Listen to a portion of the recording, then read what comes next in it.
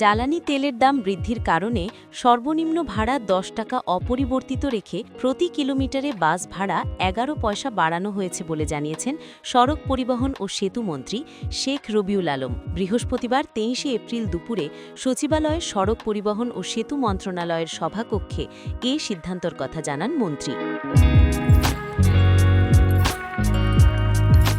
ঢাকা ও চট্টগ্রাম মহানগরে বাস ও mini বাসের ভাড়া প্রতি কিলোমিটারে 2 টাকা 42 পয়সা থেকে বেড়ে হয়েছে 2 টাকা 53 পয়সা, আর দূরপাল্লার পথে বাস ভাড়া কিলোমিটারে 2 টাকা 22 পয়সা থেকে বেড়ে হয়েছে 2 টাকা 23 পয়সা।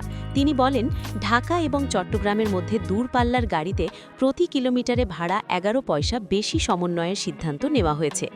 আন্তঃজেলার প্রতি কিলোমিটারেও বাড়ানো হয়েছে 11 পয়সা। মন্ত্রী বলেন, ভাড়া বাড়ানোর সিদ্ধান্ত আজ থেকেই কার্যকর। শুধুমাত্র ডিজেল চালিত বাসের ক্ষেত্রে এই সিদ্ধান্ত কার্যকর হবে। সিএনজি চালিত বাসের ক্ষেত্রে ভাড়া বৃদ্ধির বিষয়টি বিবেচিত হবে না।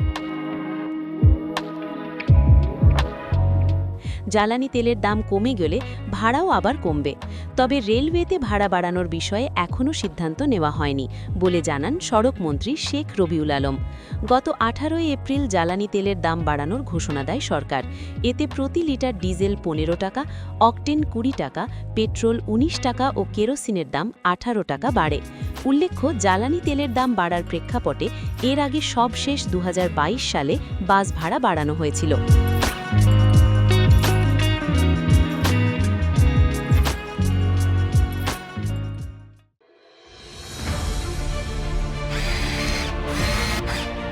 আলোতে থাকুন, ফোকাসে থাকুন, হাত রাখুন প্রজন্মের হাতে।